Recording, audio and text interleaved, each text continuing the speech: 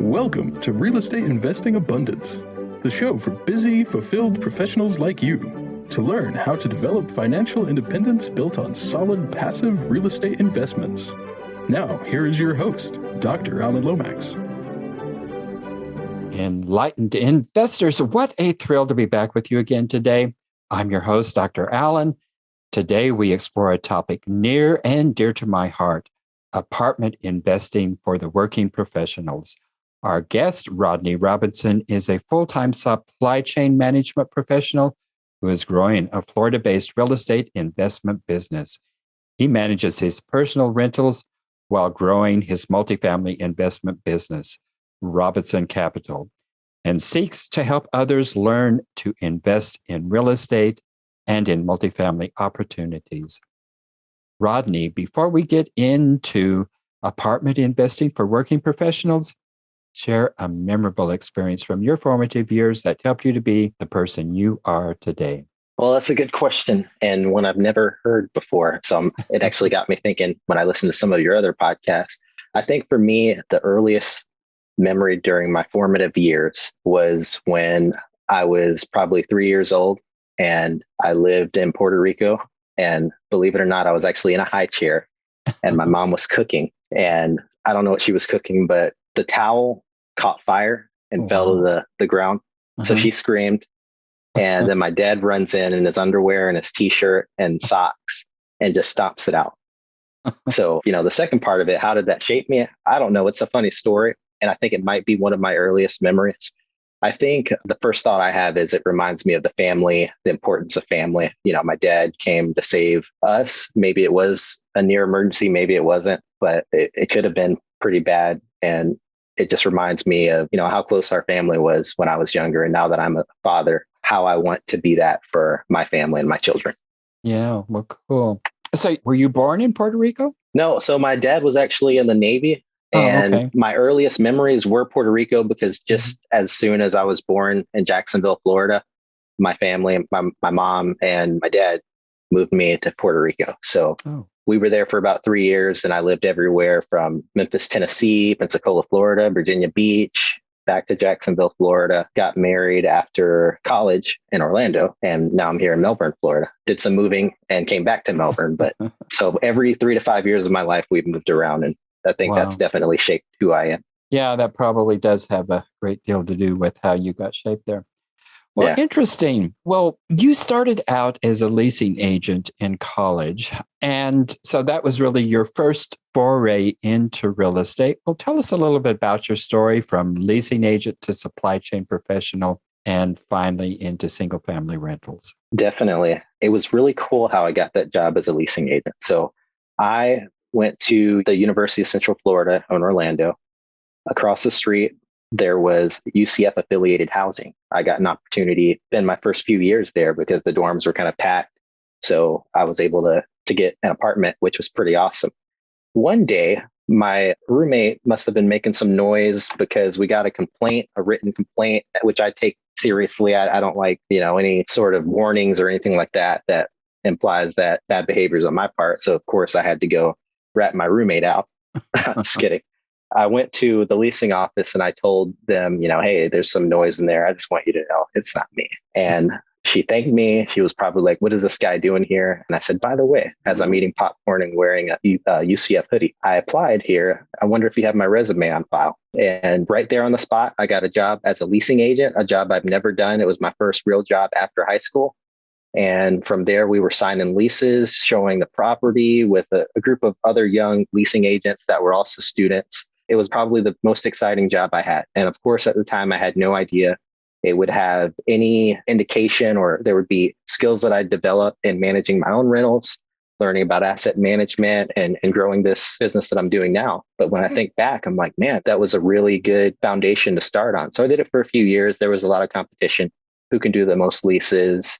We worked through different things with complaints on behalf of the tenants, which were really the parents, because we're talking about students here. And there was a lot of problem solving, but I really enjoyed my time there, even though I later got a job and began working in supply chain management. But that was pretty much what started. And you asked about how I got into single family. So I basically met my wife, who was also working at a very similar property. It was a sister property. And at the time, I just kind of liked her a lot. So short story is we got married and I moved to Melbourne where I got my first job, which isn't far from Orlando. It's about an hour. And then we got married and I started my job in supply chain management because I had done an internship while in college also. So I was working a few different jobs. But since then, I just grew in the whole supply chain management thing. It's a field, it's my profession, just like a lot of your listeners. And I decided in 2013 that I'm going to study real estate because that is exactly what I want to do. At the time, I was going to be let's buy some single family rentals and grow my career, continue to work up the ladder. As I grew my family, I decided that I have to be honest with myself. A few years ago, my desires have changed.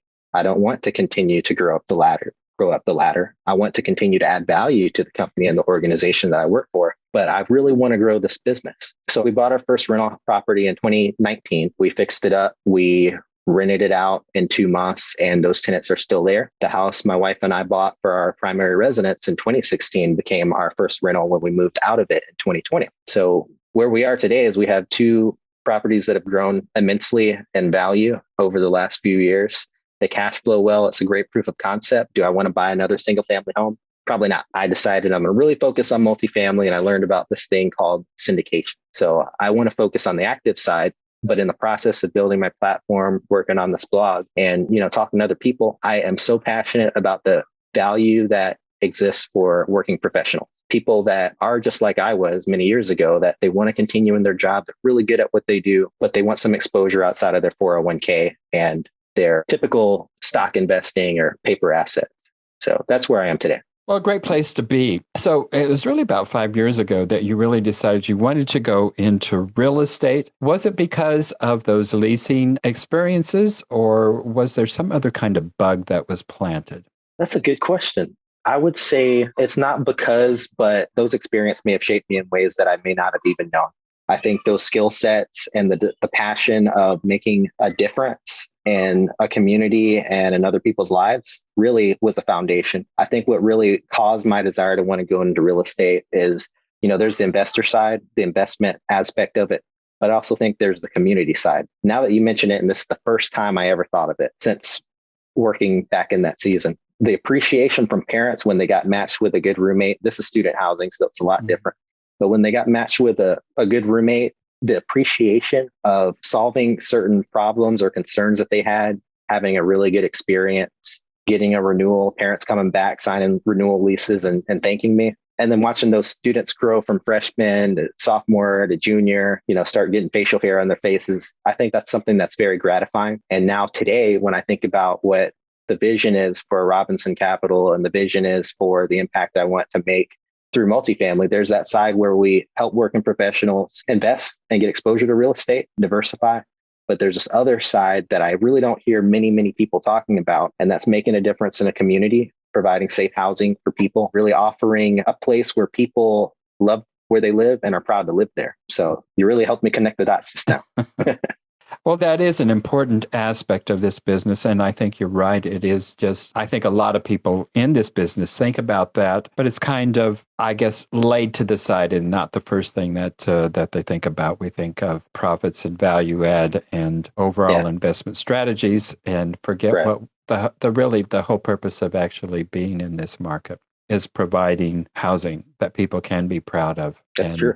And happy with. And both sides can win. I mean, I made a blog post once that says, who is the customer if you're investing in rental property? Is it your investor or is it the people that live in the property and pay rent? And it's just like, who's the customer when you own a public company and you have a service to your employees who work hard and provide the earning power of the company, or the shareholders who invest in the company so that they can continue to grow? And I think the answer is both. And it's a very delicate balance, but you could actually do both. You can grow wealth for your investors and you can really do a service to the residents there and the community without killing them every single, like, for example, one of the biggest, as you know, driving factors of growth is net operating income and growing rents. There are many ways to create value other than right off the bat raising rent by 5%. But that's one way. There's operational value add that includes lowering expenses, improving the property, and eventually, consistently, steadily, but subtly raising rents over time, which really helps people. And also it kind of creates a motivation to continue to earn income and grow their income with the rising cost of living. So anyway, I just think about a lot of those things lately, and that's kind of the mission for what we're trying to accomplish. Well, talk to us about this aspect of understanding the value and the wealth building power of real estate. Yeah. So I like to speak very simply because my target audience are people just like me. We're working professionals that you can get into the fine details of an individual deal and how the typical syndication works. But very simply, whether you're talking about single family or multifamily, value creation, first of all, real estate is one of the foundations of life. Like you need it, like you need water and like you need food, it's shelter. So there's demand there. And as long as you're investing in the right markets where there's population growth, there are jobs, there are things like that, here's what you can expect. You can expect appreciation over time, the value of the property increases. You can expect cash flow, which is primarily from rental income. You can expect debt pay down because someone else is paying down your mortgage, your equity, which is the difference between the appreciation and what you owe, increases. And then there are, of course, tax advantages. And when you're talking about multifamily investing, you still have exposure to each of those wealth building levers. And I think put simply, that's why anyone should be interested in real estate, even if they have a 401k or a stock or stocks, and especially if they have those as their primary tools for building wealth. We'll be right back after a brief announcement. Are you a busy professional, passionate about the work of your calling, yet realize that even though you love what you are doing, you're exchanging your time for money? You know that if you were to lose the ability to exchange time for money, your financial well-being will be in jeopardy. If you can relate, I have great news. StateTalker Capital is an investment company designed for professionals to develop financial independence built on solid passive real estate investments. Remove the anxiety of an uncertain financial future and go to StateTalker.com. Get your free one-page 10-step guide to passive real estate investing. Absolutely. We'll talk about the difference between earned income and passive income. First of all, earned income is taxed more heavily than passive income. Secondly, earned income requires you to get out your bed every single day. And in this environment of working remotely, putting on pants if you have to go to work. And it doesn't mean it's wrong. And I want to clearly distinguish that because a lot of people, they talk about, they make it sound like you're doing the wrong thing by working a job. And many people love their jobs. You're a psychologist and I'm sure you loved what you do and you love what you do, but there are others that also love what they do. Engineers, program managers, project engineers, doctors, attorneys. So there's nothing wrong with earned income. The thing is, as we get older, especially, but in any case, we have responsibilities, if we have deeper passions that are also outside of the great work that we do every day. Passive income is amazing because especially if you haven't felt it before, when you get that first rent check or when you get that rent check and then you pay your mortgage and then you have what's left in your bank account and you're like, last month that was nothing and now it's something, which was what I felt when with our first rental property. It's an amazing tool. So there are tax benefits of passive income. The real benefit is once you snowball that, which is a journey that I'm on and I want to help others to do, there's a chance that you can raise your passive income to match or even exceed your earned income. And there's so many people doing that. So real estate income, rental income from disbursements from your passive investing, it's amazing when you think about not having to necessarily work for that, but putting your money at work. And your money is going to earn more dollars for you. That in combination with your listeners and people like us who are working with their earned income, it just gives you a new desire for channeling that earned income into the passive investing machine and continuing to reinvest and grow a legacy for your family, or have the ability to take some time off of work, go on trips, or serve in your church, or whatever your important mission is in life. Isn't it interesting that really our whole tax system is structured on rewarding passive income rather than earned income?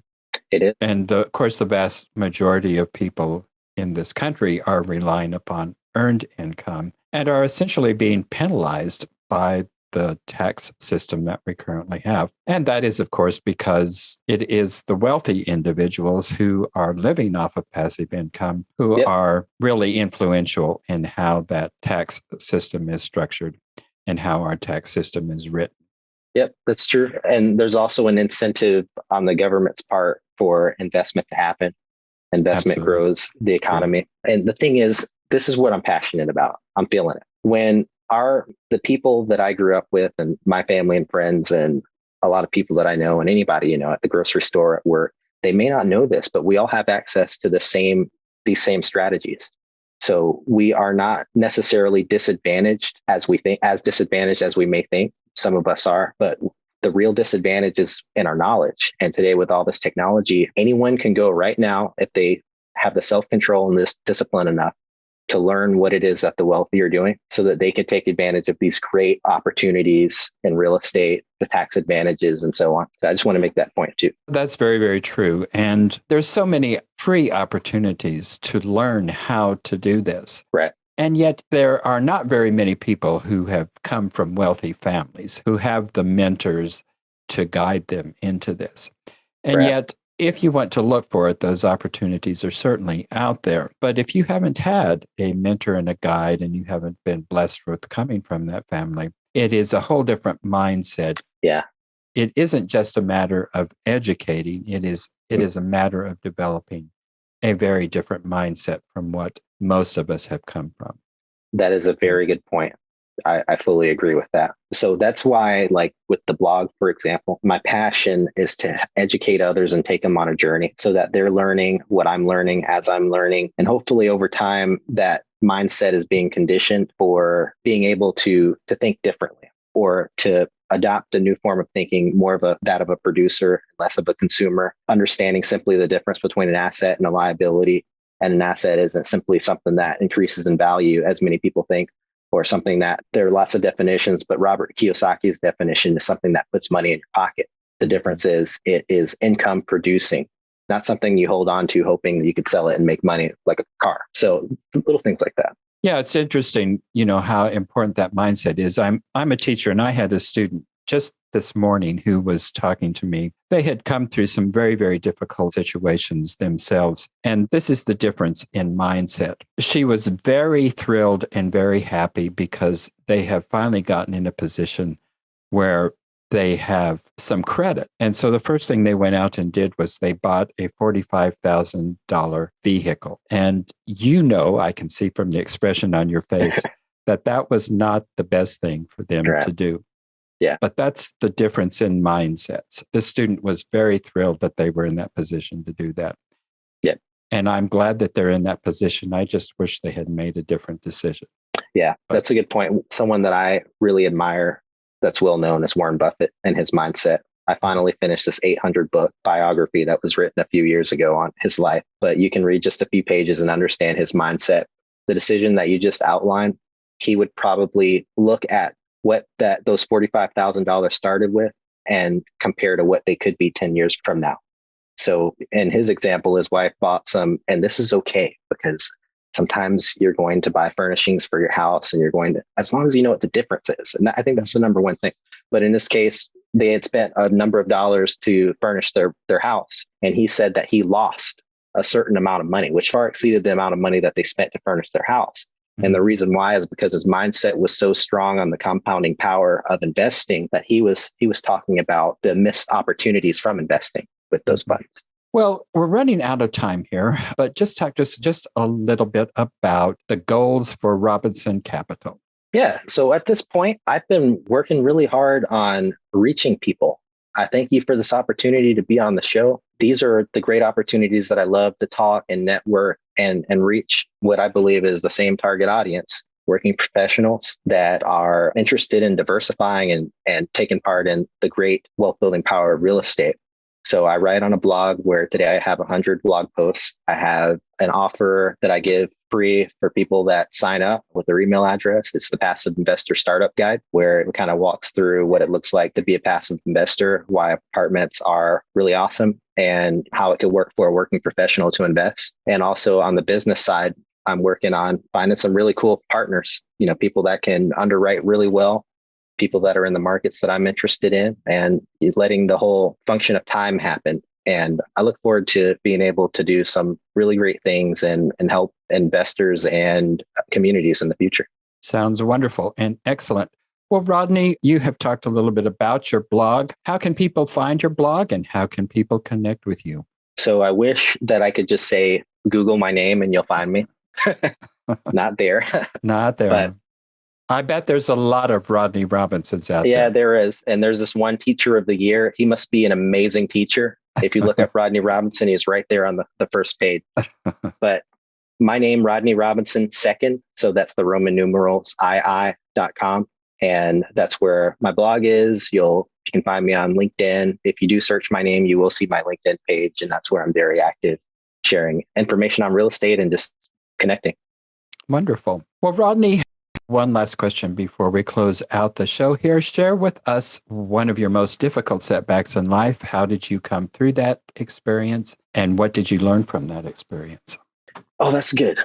Actually, the first part of that question, I was struggling. I knew I was going to struggle, but I think I have one. And it's not really a setback. It was just a resetting of thinking. So when my wife and I got married, we had student loans and we had credit card debt. And I envisioned a marriage without that. I envisioned starting my life at zero, meaning, you're positive, not negative in your net worth. So I think the setback was like, man, how are we going to get over $60,000 of personal debt? I have much bigger vision than owing somebody for the rest of my life.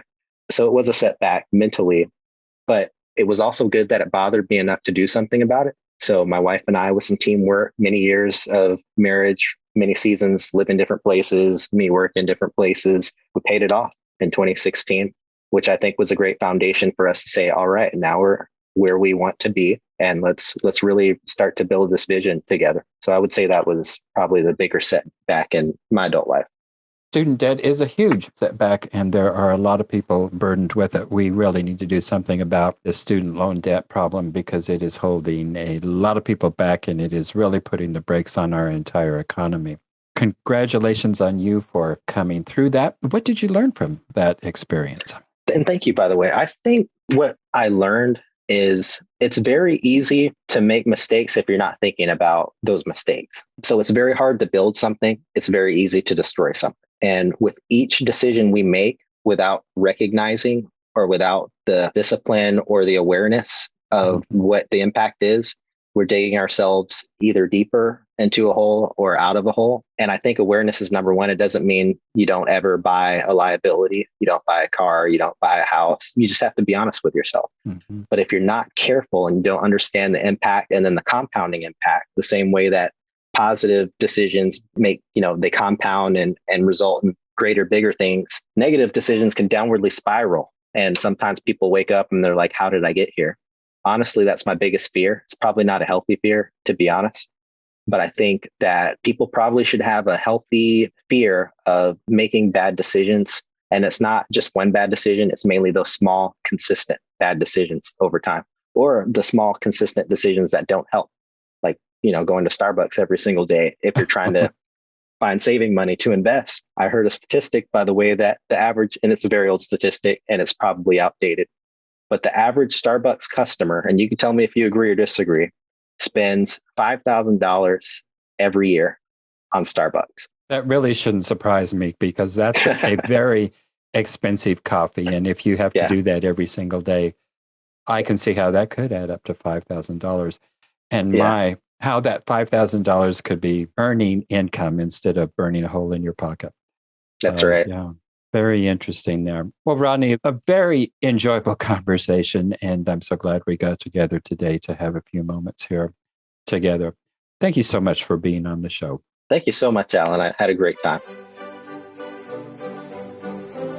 Thank you for tuning in to Real Estate Investing Abundance, brought to you by StateTalker Capital, a company working for passionate professionals like you to develop financial independence built on solid, passive real estate investments. As part of our efforts to make the world a better place, StateTalker Capital contributes to activities and organizations committed to better understand the equine. These endeavors attempt to enhance the human treatment of horses worldwide. StateTalker Capital, working for a world where all creatures, great and small, flourish abundantly. For resources to develop your financial independence, connect with us at StateTalker.com.